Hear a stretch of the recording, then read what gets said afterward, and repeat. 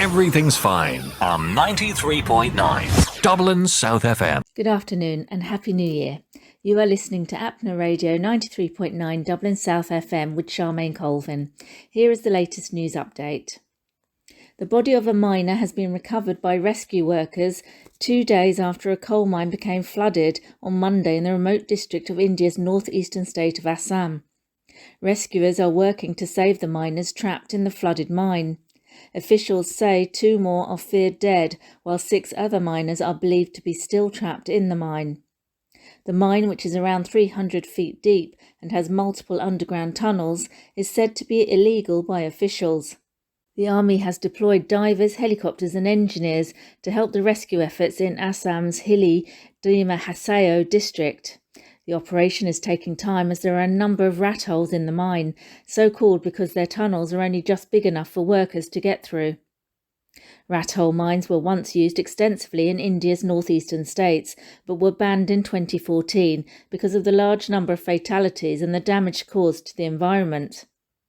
In 2019, at least 15 miners were buried while working in an illegal rat hole mine in the neighbouring state of Meghalaya after it was flooded by water from a nearby river.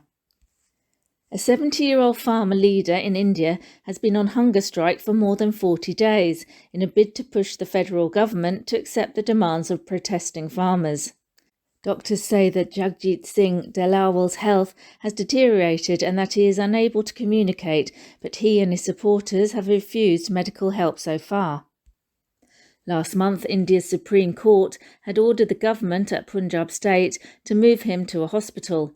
The court had been hearing a number of petitions related to the issue. Dalawal's hunger strike is part of a protest that began last February when thousands of farmers gathered at the border between Punjab and Haryana states, demanding assured prices on certain crops, loan waivers and compensation for the families of farmers who died during earlier protests. Since then, they have made some attempts to march to the capital Delhi, but have been stopped at the border by security forces. Dalawal is from Punjab, which relies massively on agriculture for employment, but has been seeing a steady decline in farm incomes, leading to debt, suicides and migration. Analysts believe, however, there is a change in the way Modi's government is responding to protests dating back to 2020, when the federal government held multiple talks with the farmers. Since then, it has distanced itself from the protests to prevent a repeat of what happened in 2020, which backfired badly and saw a year-long protest ensue. In September, the Supreme Court ordered a committee be set up to look at the farmers' demands. Findings and possible solutions are due to be discussed with farmers' unions this month. Authorities in India have removed hundreds of tons of toxic waste from a chemical factory that witnessed one of the world's deadliest gas leaks 40 years ago. Thousands of people died in the centre of Bhopal in December 1984 after breathing a poisonous gas leaked from the factory. Last week, around 337 tonnes of toxic waste was taken from the Union Carbide plant to an incinerator facility around 230 kilometres away after a court last month set a 4-week deadline for it to be disposed of. Officials say it will take between 3 and 9 months to treat and destroy the waste, but activists have raised concerns about potential damage to people's health at the new location. A 2018 study by the Indian Institute of Toxicology Research revealed that high concentrations of metals and chemicals have contaminated groundwater across 42 residential areas near the factory. Activists and people living near the disposal site have been protesting against the move, arguing that a small amount of waste from the Union Carbide factory was destroyed at the plant on a trial basis in 2015, which ended up polluting the soil, underground water, as well as freshwater bodies in nearby villages. Government officials deny this claim, saying that incineration of toxic waste would not have any adverse impact on nearby villages. The Bhopal gas tragedy is one of the world's largest industrial disasters, with around 3,500 deaths within days of the gas leak and more than 15,000 in the years since. State-run Indian Railways has spent more than $22 billion so far in the current fiscal year, focusing on projects to expand capacity and deliver faster and safer travel to passengers, according to government officials this week.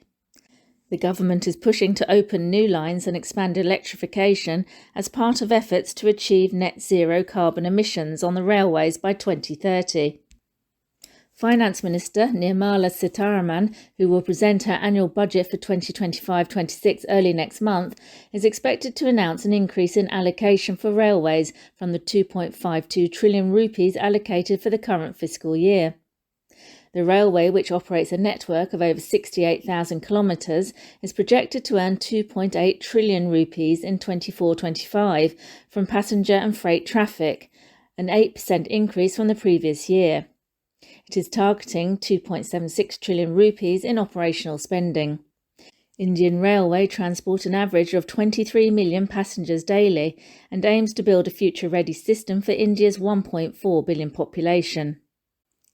And finally, there was disappointment for Indian filmmaker Payal Kapadia as her film, All We Imagine as Light, failed to bring home the Best Non-English Language Motion Picture and Best Director awards from the 2025 Golden Globes. The film, a poignant drama about two nurses in Mumbai, was seen as India's great hope at the awards this year, but lost out to the films Emilia Perez and The Brutalist.